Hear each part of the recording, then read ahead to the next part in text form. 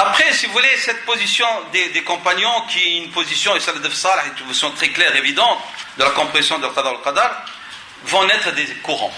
Ces courants, en vérité, leur naissance est due à des causes internes et externes. Je ne vais pas m'étaler, ça c'est un autre débat, Mabahath al-Aqida, donc la naissance des discussions théologiques et puis l'apparition de ce qu'on appelle des écoles scolastiques, ulama al-kalam et tout, ça c'est autre sujet, mais vont apparaître des courants. Des courants, et parmi les premiers va apparaître un courant qu'on appelle le courant de l'A'tizal, des Mu'tazilites.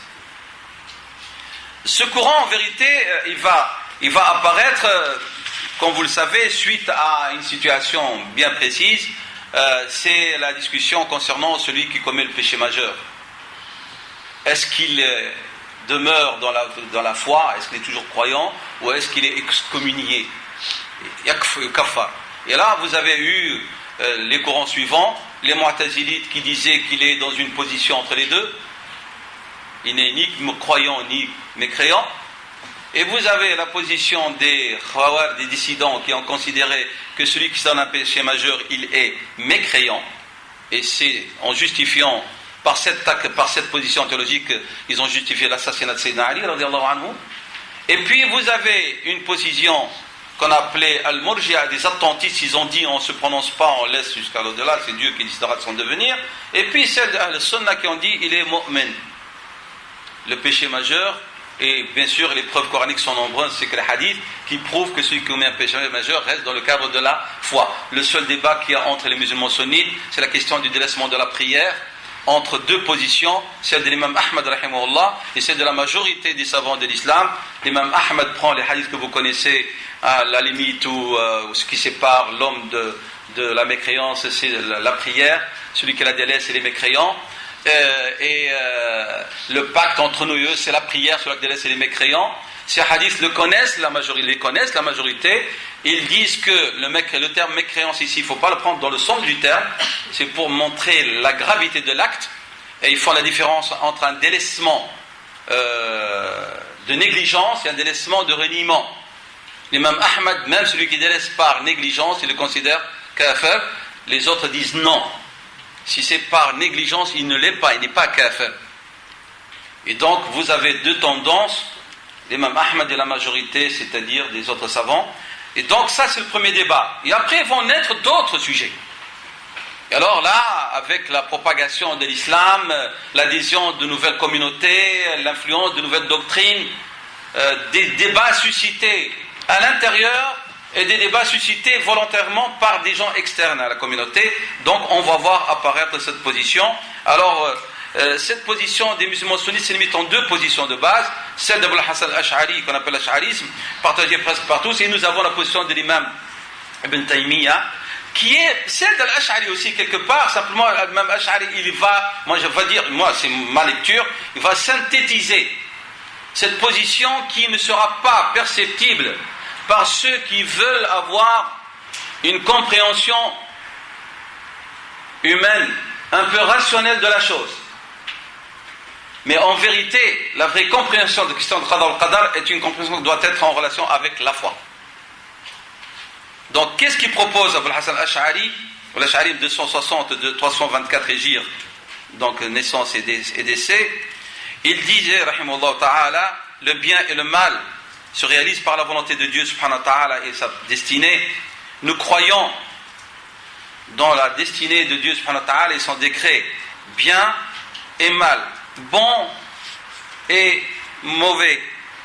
Et nous savons que ce qui ne nous a pas affectés n'aurait pas pu nous toucher. Et ce qui nous a touchés n'aurait pas pu ne pas nous affecter. Et que les humains, ils ne peuvent rien faire pour eux, ni de bien ni de mal, sauf si Dieu le veut. Et donc, il cite la sourate Al-A'raf, le verset 188, قُلْ لَا أَمْلِكُ لِنَفْسِي ضَرًّا وَلَا نَفْعًا. Je ne possède pas pour moi, personne, ni bien ni nuisance, que ce que Dieu a voulu. Donc, et nous réfugions dans toutes nos affaires auprès de Dieu. et nous affirmons notre besoin, dépendance et pauvreté à Dieu à tout instant. Voilà ça. Et puis après, concernant les actes de l'homme, il va introduire la règle de l'acquisition. Ce que j'avais dit tout à l'heure, l'être humain, il ne crée pas ses actions, mais il les acquiert. Parce que le créateur, c'est Allah subhanahu wa ta'ala. Donc, l'imam al-Baghdadi, 380-458, a dit, rahimahullah ta'ala, la position de Ahl al-Sunnah, des salaf et salaf, prédécesseurs pieux, c'est que Dieu est capable de tout, et tout ce qui existe est issu de sa volonté, et qu'il est le créateur de toutes choses. Donc voilà, ça c'est Ibn Taymiyyah, rahimahullah ta'ala, 661-728, il dit, lorsqu'il a parlé de la question de l'Qadar al-Qadar, que chacun sache que la position de Ahl al-Sunnah, c'est ce qui a été indiqué par le livre et la Sunna. Et c'est ce qu'ont choisi comme position nos prédécesseurs parmi les Muhajirin et les Ansar. C'est que Allah subhanahu wa ta'ala est le créateur de toutes choses. Il est son maître et celui qui le possède. Et il s'agit de toutes choses, créatures ainsi que leur qualité, comme les actions de l'homme et les actions de toute créature non humaine. Tout cela, c'est Dieu subhanahu wa ta'ala qui l'a créé. Et ce que Dieu a voulu aura lieu. Et ce que Dieu n'a pas voulu n'aura pas lieu. Tout se passe selon sa volonté. Rien n'est impossible pour Dieu subhanahu wa ta'ala. Il est capable de tout.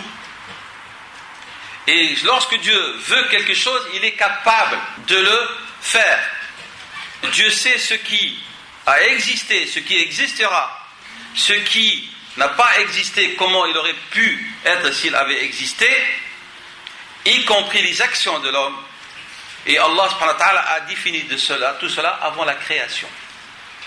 Voilà, ça c'est en résumé la position donc de Ahl Sunnah wal Jama'a à travers ces trois exemples d'Abul Hasan al-Ash'ari, de Baghdadi et d'Ibn Taymiyyah rahimahullah ta'ala.